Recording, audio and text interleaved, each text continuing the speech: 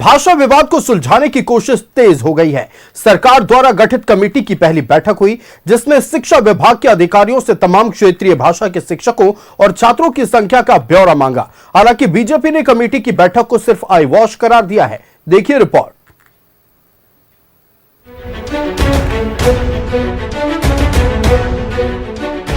भाषा विवाद पर बनी कमेटी की बैठक, सभी भाषा के शिक्षक और छात्रों का मांगा ब्यौरा।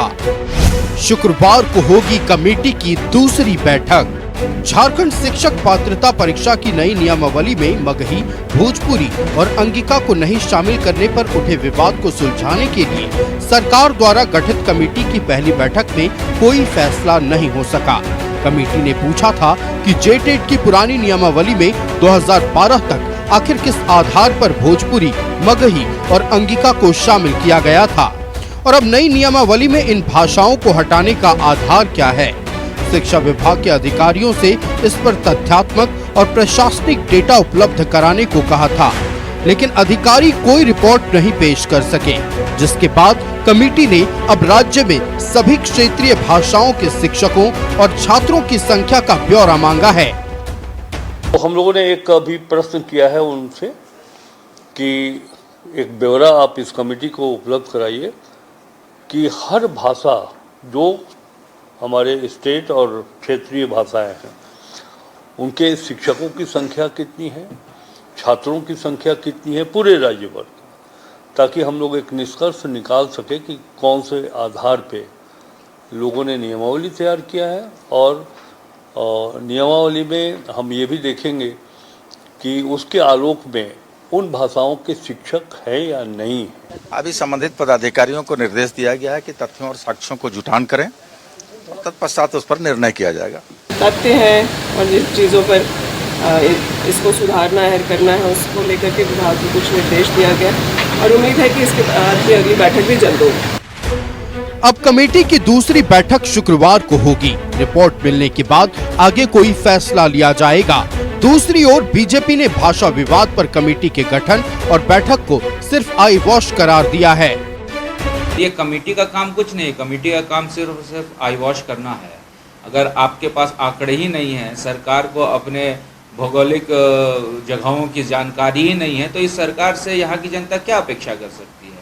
मुझे लगता है कि तमाम ऐसे मुद्दे हैं जिस पे सरकार को राजहित में निर्णय लेना चाहिए था, लेकिन कैबिनेट के इस नौटंकी के बाद मुझे ऐसा लगता है कि ये सरकार भाषाओं के साथ खिलवाड़ कर रही है और आम जनता के भावनाओं के साथ खिलवाड़ कर रही है।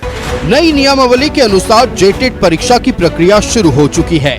दूसरी ओर अब शुक्रवार को कमेटी की दूसरी बैठक है।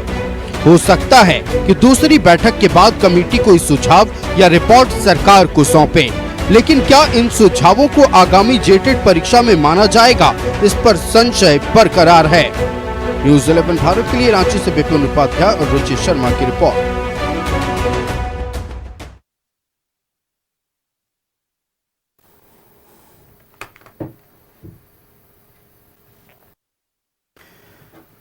जेटेट में भाषा विवाद को सुलझाने की कोशिश तेज हो गई है। सरकार द्वारा गठित कमेटी की पहली बैठक भी हुई, जिसमें शिक्षा विभाग के अधिकारियों से तमाम क्षेत्रीय भाषा के शिक्षकों और छात्रों की संख्या का ब्यौरा मांगा। हालांकि बीजेपी ने कमेटी की बैठक को सिर्फ आई वॉश करार दिया है। भाषा विवाद पर कमेटी की बैठक हुई है। आपको बता दें कि भाषा विवाद को लेकर एक कमेटी बनाई गई थी। सभी भाषा के शिक्षक और छात्रों का ब्यौरा मांगा गया। शुक्रवार को कमेटी की दूसरी बैठक होगी।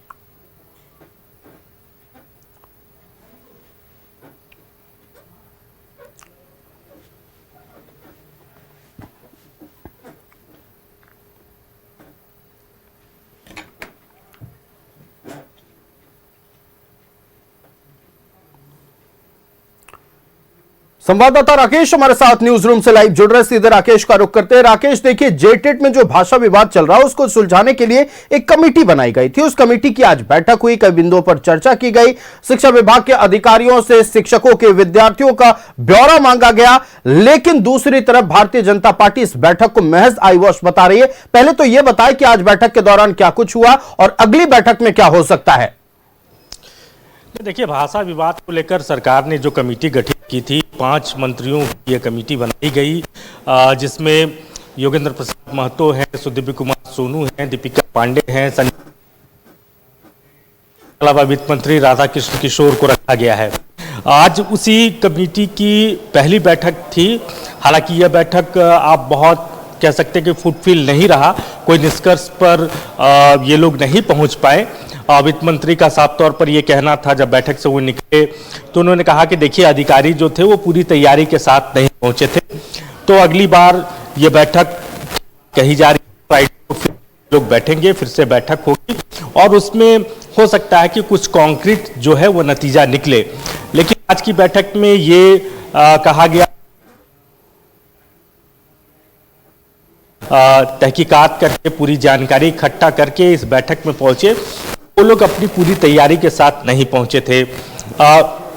योगेंद्र प्रसाद महतो को आपने सुना होगा, उनका कहना देखिए हम लोग कोशिश कर रहे हैं कि इसका कोई फलाफल निकले, कोई रास्ता निकले, और पूर्व में इन भाषाओं को जोड़ा गया था कि नहीं जोड़ा गया था क्षेत्रीय भाषा की श्रेणी में, कब कौन सी परिस्थिति में क्या चीज़ें हुई, इन तमाम चीज़ों का कमेटी जो है, जो 5 लोगों की बनी है, वो पहले आकलन करेगी और उसके बाद किसी निष्कर्ष पर जो है वो पहुंचा जाएगा।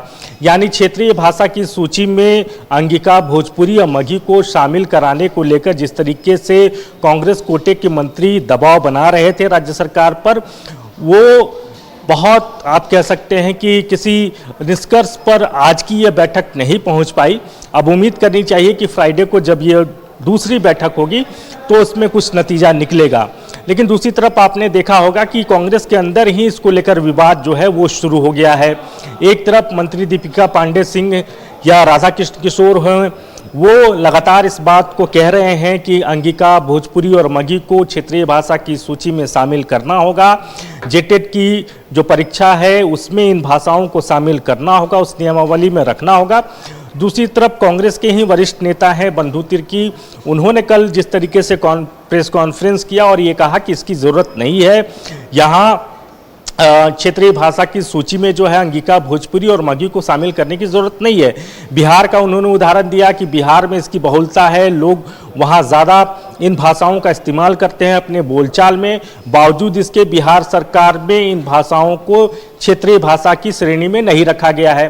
तो ऐसे में देखिए राकेश, भले ही ये बोला जाए कि यहाँ उतने लोग नहीं हैं जो अंगिका, भोजपुरी और मगही भाषा बोलते हैं, लेकिन अगर हम 3 क्षेत्रों की बात करते हैं, खासतौर पर पहले क्षेत्र कोडरमा, चतरा और पलामू को ले लें, यहाँ मगही भाषा का बहुत प्रयोग होता है, लोग अपनी बोलचाल में मगही भाषा का प्रयोग करते हैं।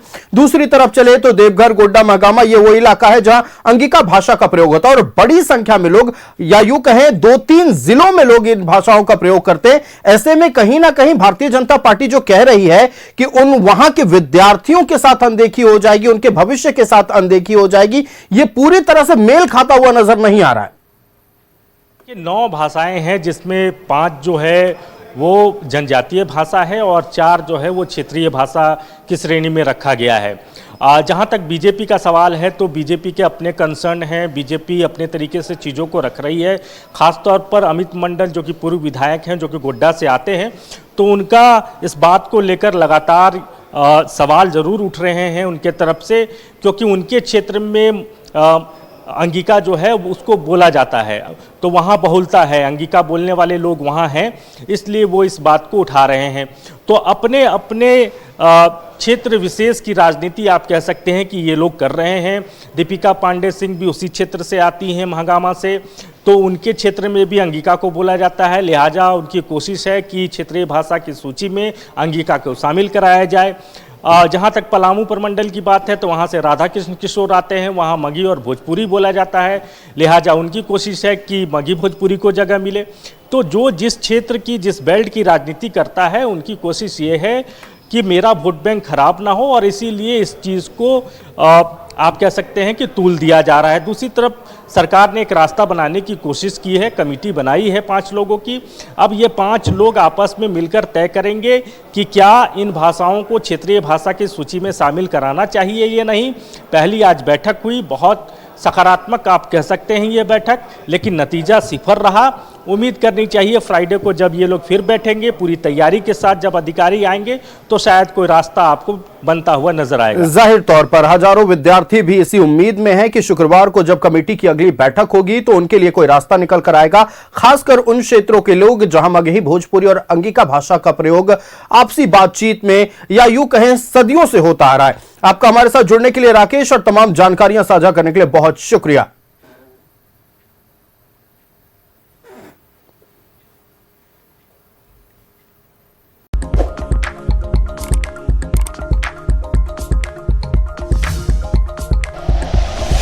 Like and share videos, subscribe करें हमारा चैनल और प्रेस करें बेल आइकॉन। न्यूज़ 11 भारत, सच है तो दिखेगा।